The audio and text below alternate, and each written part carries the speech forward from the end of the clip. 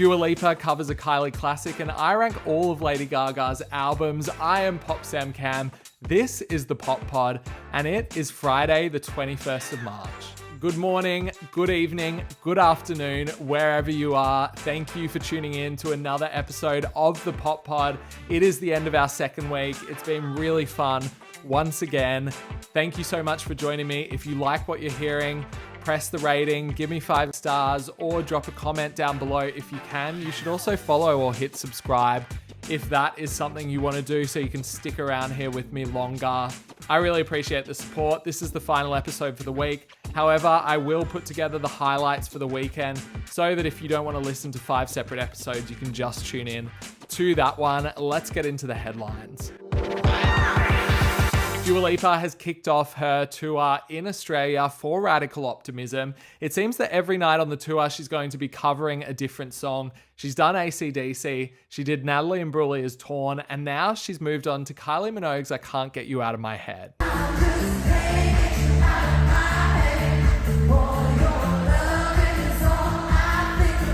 Dua and Kylie obviously already have a history together. She teamed up with Kylie on a remix of her song Real Groove off the Disco album, but it is really cool to hear her covering Kylie. Lizzo has announced that her album is done. It will be the follow-up to 2022's Special.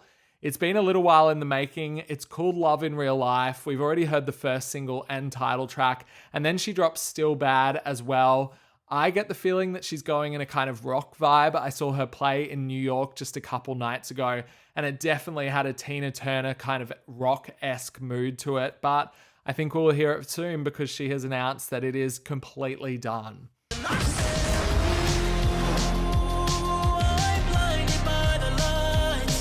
In album anniversary news, 5 years ago, The Weeknd released his album After Hours, which gave us one of the biggest hits of all time, Blinding Lights.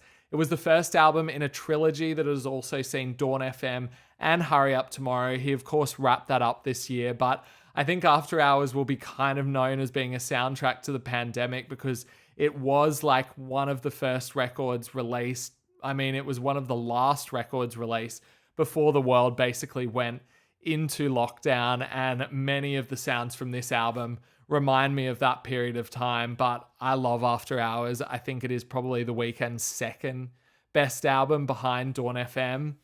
Let me know what you think of After Hours in the comments below. We've got a quick chart update to get through, and that is that the midweek charts have Chappell Roan at number 5 on the Billboard Hot 100 with The Giver. Cardi, Playboy Cardi that is also set to debut at number 2 with Evil Jordan.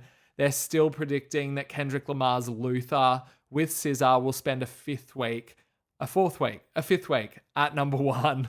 And then we've also got Rather Lie by Cardi and The Weeknd coming in at number 4, and Anxiety projected to be at number 11, which would give Doja her highest peak on the Billboard Hot 100. Once again,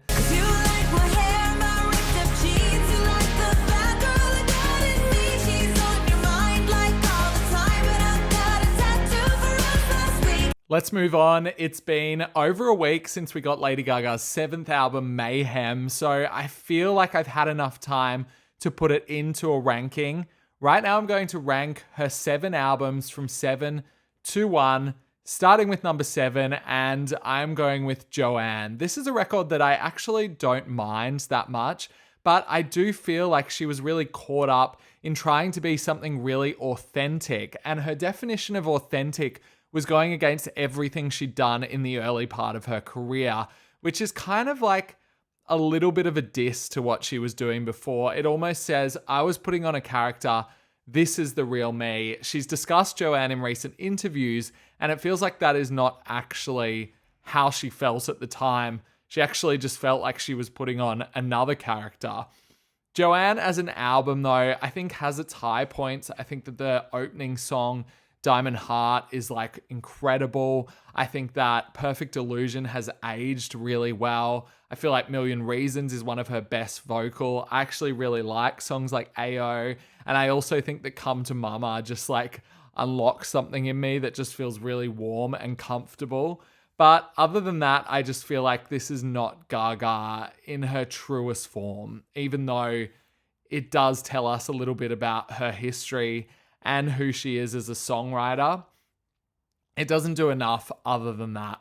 In number 6, I'm going to go with Chromatica. This is an album that arrived at the beginning of 2020, right in the middle of a pandemic. She launches a dance record. The timing could not have been worse. And I do like moments on this album. I actually really like this album from start to finish. I'll put it on any day and listen. I guess where my issue is that, and she's kind of confirmed this recently, is that it felt like she didn't really want to be doing this. She didn't really want to be rolling out this album in the midst of a pandemic. She was going through a lot of personal pain. She kind of works through the personal pain to deliver this record. And as a result, I just feel like that it smooths out too many of Gaga's edges. The sound of this record feels almost like at points clinical to me because of the production. Like, there are great songs on here, but too often we don't get to see like Lady Gaga's growl. We don't get to see her crazy. We don't get to see her kind of unhinged, which is when she's at her absolute best. And songs like Fun Tonight, which I actually really do like, or like Plastic Doll, another song that I do like. I like the songwriting. I feel like the production is just too smooth. It's just like too middle of the road, and like veers almost close to like Katy Perry's 143, which I know is a terrible thing to say, but like it just doesn't have that same kind of personality in her. And that's why I have a hard time putting this record any higher, even though just on like a level of just like pure enjoyment, I do like this record and I've had lots of fun with it in the past. I think that Free Woman goes off. I feel like Enigma has this real energy to it. And then Replay, when she finally lets out that growl, I think is one of her best moments perhaps ever. But as a whole project, I just don't think we get to see the Lady Gaga that we know and love enough. And I think it's just purely because she wasn't ready to make a record like this. And we'll talk about Mayhem once we get to it. But Mayhem is exact proof of that statement, that when she's ready to do it, she really, really thrives. So that's why I've got Chromatica at number 6. At number 5, I'm going with The Fame. I think that this is one of the best debut pop records around. The singles are just so strong. Paparazzi, Poker Face, even AA, Nothing More I Can Say, I love. I think that this really changed the game for pop music. It introduced a full-on electronic kind of sound into it. Gaga and Red One just absolutely reinvented what popular music sounded like. And I think it introduced us to a really ambitious star, one that was a little bit like outside of the box, but not too much yet. Like The Fame still has like quite a straight down the line pop atmosphere to it. It's not until The Fame Monster that she starts experimenting with more outlandish sort of characters and visuals and sounds. But The Fame is a really strong introduction. The reason it's down a little bit lower is because I just think like it is her being birthed and she hasn't really learned how to tap into her true strengths as an artist yet, which will be that kind of flair of like postmodernism that's like attached to all of her work. And I don't blame her for doing that on this record. Like, it needed to be a little bit more approachable and a little bit more palatable in order for her to break through with mainstream audiences. But going back now, it just doesn't hit as much as something like The Fame Monster does. And I do think towards the back half of the record, we get a few moments that perhaps aren't as strong as the rest of it. Let me pull up the track list so I can tell you exactly which moments they are.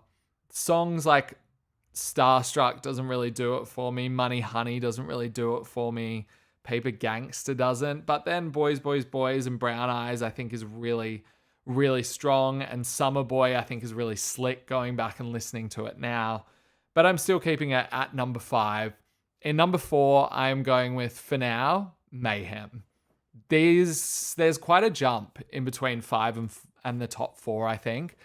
Mayhem to me is a really exciting record because it kind of celebrates what Gaga became known for. Like, I think she said in one interview that she realized making this that she had actually created a sound and there was a Gaga sound, and this is a celebration of that.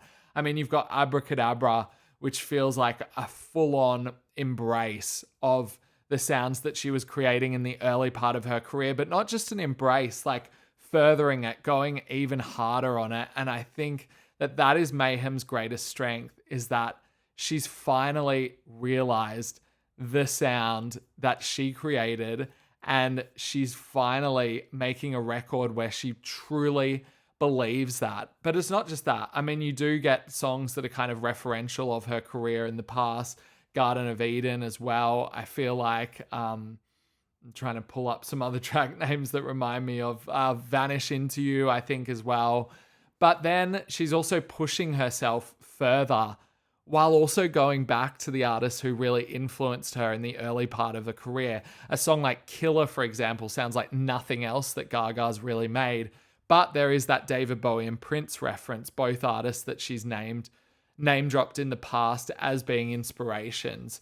I also think it's the album that least goes into the Madonna inspiration as well. It goes more electronic, more kind of funky, more kind of groovy, and that's to its advantage, I feel. You know, there were moments on Chromatica that I think went to Madonna, and this one really shows no, I've made a sound for myself.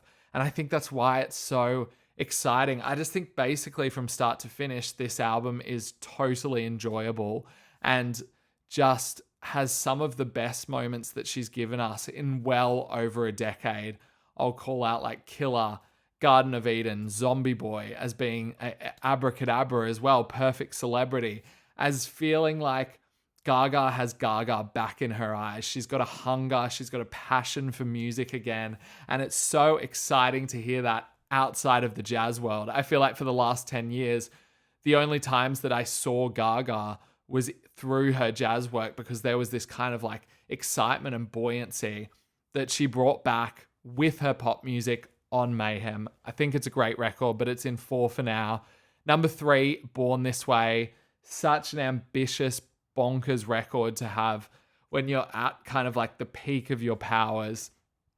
Born This Way is such a bold lead single, not only for its outward support of the queer community, but also for that bridge that is just so kind of weird and wonky for what pop music was doing at the time. It was so different to anything, and I think it showed that she had this kind of ambition, but also this realization of what she meant to a lot of people and what kind of artist, I don't want to say activist because it wasn't really that, but it was what she wanted to stand for and who she wanted to represent. And she steps into it fully on this record.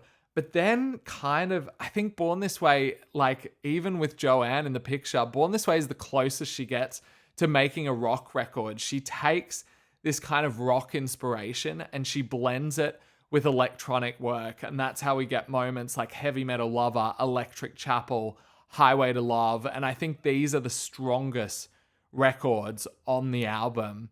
But I also like how bizarre this is as well. It takes the kind of bizarreness that she introduced on the Fame Monster, and it maybe goes even harder. Songs like Government Hooker, Shiza, just feel like a little bit of nonsense, really, but they just hit so hard because there's no boundaries on Born This Way. It's a long album, it's adventurous, it's over the top, it's maximalist, it's too much at so many points. And yet going back on it now, a lot of the complaints I had about it being too maximalist are things that I absolutely love about it now because it's so daring and so exciting to listen to. We'll get on to an even more daring record because at number 2 is Art Pop. I think I said this in the previous episode where I spoke about Art Pop, but Art Pop is exciting to me because she was probably, I would say at this point, I mean, maybe with Katy Perry, the most popular pop star in the world. And what you could do at that point is you could make a record like Katy Perry did, which was Prism, which was just full of huge pop records that really knew the formula and knew what she was as an artist. Or you can do what Gaga did and you can completely take your eye off the charts and just follow your artistic impulse, even if that impulse is absolutely bonkers and crazy. Like, art pop really shouldn't have been released. The label should have said, no, this is not the right thing to do right now. We need some hit records. I don't know if that conversation ever happened. Maybe it did. I know that Gaga would have ignored it at the point, and I'm so glad that she did, because the whole concept of art pop is an artist just like so enveloped in their world that they really don't know what is going to be received well and what is not. I mean, a record like Swine just stands out to me as being so adventurous, but also so unpalatable to so many people. The way she screams, like, there's a frustration in art pop that I feel like is really cool. Like, you can tell that she wants to make this kind of music, but she feels restrained by the music industry at a whole, and art pop is her trying to like rip that apart, break out of it with this in this kind of like wolf-like manner that comes up so many times. But then also this like buy into the world of postmodernism and surrealism as well, that is really to the benefit of the music on songs like Donatella and Fashion and Manicure and Aura as well. But then there are moments where her pop songwriting just really shines through in its purest sense. A song like GUI or Sex Dreams with that really like smooth chorus, a smooth sort of vibe that is also carried over into the title track as well. And they are really like, to my ear, really straightforward pop tracks, just done exceptionally well, but kind of thrown into an album with all this bombastic material that almost, I don't know, overshadows what those tracks are really trying to do. And then to finish it off with a song like Applause, the first single, which is kind of so meta in a way for a pop star to talk about performance in that way, but also sell it as a lead single. There's just so many concepts going on here and so much to unpack. And I think that's why it does take more than 10 years really for people to unpack it. But I think the fans know that art pop is Gaga in her artistic prime, maybe not her mental prime. I think she's talked about this period as being particularly difficult for her. But I think it was because of this frustration of all this creative energy that she had and everything that she wanted to do. But so many people, whether it be the public or the music industry, telling her to go in other ways. And art pop really reckons with that in a very, very interesting way. It may not be the most successful pop era, but it's certainly one of the most interesting. Number one, the Fame Monster. I mean, this is the moment that Gaga just steps into her own as an artist. It's when she starts putting on those bizarre performances. The fashion becomes really mind-blowing. The music starts to play with pop form and really develop her signatures more and more. And it all starts with that lead single, Bad Romance, still one of the best pop singles of all time. It's because you start to get really the Gaga sound, which is this sludgy kind of electronica that she almost wades through in the verses and then pulls out this euphoric chorus out of nowhere. And that's certainly true of moments like Bad Romance and also Dance in the Dark. But then she does do things that are quite bizarre as well. Alejandro, I mean, as a concept for a song is really like out of the park, but also quite camp. Then she just uses like her influence to pull in someone like Beyonce, who at that stage is starting to make more electronic music on her record, I Am Sasha Fierce. And together they pull out this really impressive song in Telephone, which I feel like is immediate and urgent and frantic. And I love that kind of energy in it.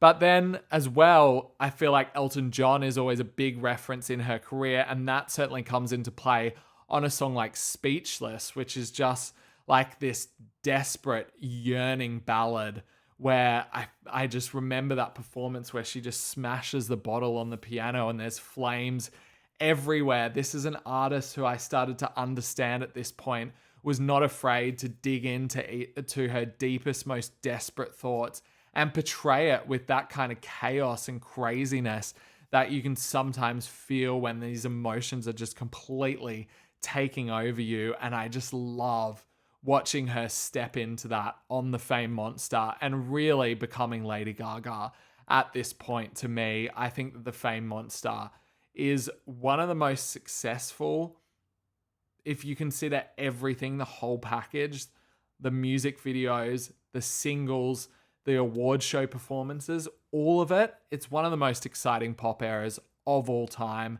And it is my number one. I'm interested to hear your ranking of Lady Gaga projects. Throw it in the comments if you can, if you're listening on Spotify, or I'll put up this video on TikTok and you can comment there. Wherever you can find me, you can tell me what your ranking is. Let me know if you agree or disagree with mine.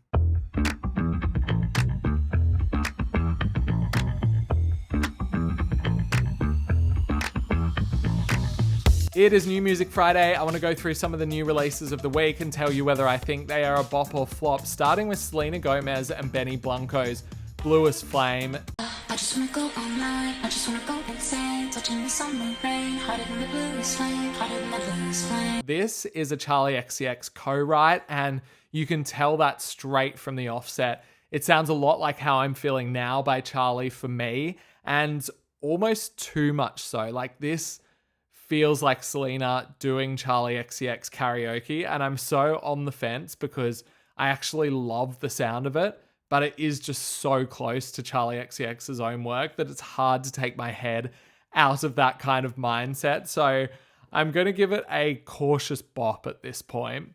The next one is Cupid's Girl by Marina. This is the second taste of her forthcoming album.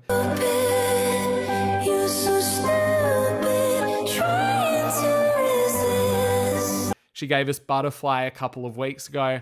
I was lukewarm on Butterfly, and I've got to be honest, I'm kind of lukewarm on Cupid's Girl as well. It's got like, I like the beat, how it shifts when it moves up to the chorus, but it just feels like it's giving us nothing new to what Marina's done before. In fact, I think the lyrics are even more kind of basic than anything she's given. She's always had quite a bite to what she's been saying, apart from on Love and Fear, and the lyrics to this is kind of giving me Love and Fear, which is not my favorite Marina era. I'm really hoping we get some more bombastic stuff coming out of the gates soon. Oh, yeah. You give me everything, but it ain't enough. You put a price on the human touch. I could be down, but you love me to heaven. Jonas Brothers have released their new song, Love Me to Heaven, and I got to give this one a flop. This is just like more 80s flavored kind of soft rock. It doesn't do anything sort of interesting. There is a little like spicy part in the chorus where they go up into falsetto, which I kind of like, but ultimately this song is just not really giving me anything, unfortunately. Quite a shocking one this week, which is Youngblood, has given us Hello Heaven Hello. It is a 9-minute song, which basically, I mean, he's described it as being quite ambitious and said that everybody told him not to do it, which is a very Youngblood kind of trope. Really, it sounds 3 songs to me pieced together. But as somebody who grew up on like Green Day's Jesus of Suburbia and My Chemical Romance's The Black Parade, this is kind of making sense to me. And I actually love it. So I'm going to give Hello Heaven Hello a bop for this week. The next one is Doja Cat and Jack Harlow's Just Us. I wish it was just us and this bitch, but they can't trust us and this bitch. I like this. You know, I think that Jack Harlow's on like kind of a good run right now. I liked his last one.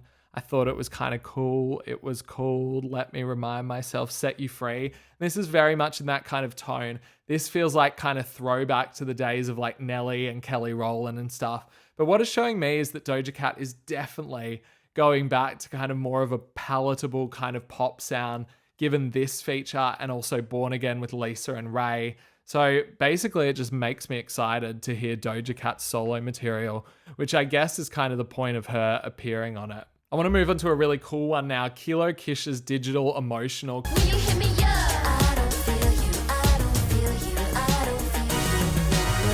Skyscraping, Kilo is one of the most underrated artists around. She had a really, really cool project a couple years ago, which was called American Girl. And now she's coming back with an EP, which is called Negotiations. Digital Emotional is off it. And it's just got such a like wonky, like futuristic sort of vibe to it. I love the way she speaks in parts and then sings and delivers this like really, really strong pop chorus. It's got really straightforward melodies, but then also the more like challenging experimental side as well. I just think she gets it absolutely bang on with this song. To finish up the podcast today, I actually want to introduce you to a new song and an artist that you might not be super familiar with. She's an Australian pop artist called Keita Alexander. She's currently out on tour with Dua Lipa for her Australian leg of Radical Optimism. And she's released this new song called Press Pause, which is just such a slick pop song. And it's got like notes of, I don't know, like Maggie Rogers, but also a little bit of Fleetwood Mac. I think that the chorus is just really all enveloping and warm and comforting. I want to play you a little snippet of it. And then I've got her on the pod telling me how it was made, what it's about.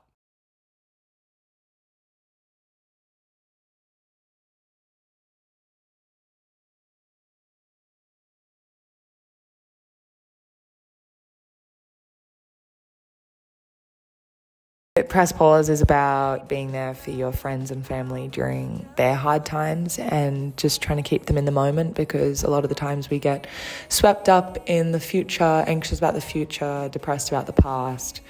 And when you realize that right now, right here, if you press pause on this moment, you're alive, you're kicking, which are lyrics in the song, and you're okay. So that's kind of just what it's about, is being present. How it was made. It was the last day in LA and I was feeling more myself than ever, because I just, you kind of get swept up in the pop making scene in LA and you kind of get steered by a lot of people. But I was lucky to be in a room with one of Chapel Roan's writers and my producer Kyle, and they were just very respectful of who I am and what I want to say. So it just felt true to me writing this song. That's it for this week. Please remember to follow or subscribe if you want to hear more of this podcast, and drop me a review if you have the time. Otherwise, have a fantastic weekend. I will see you next week for Monday's edition of the Pop Pop.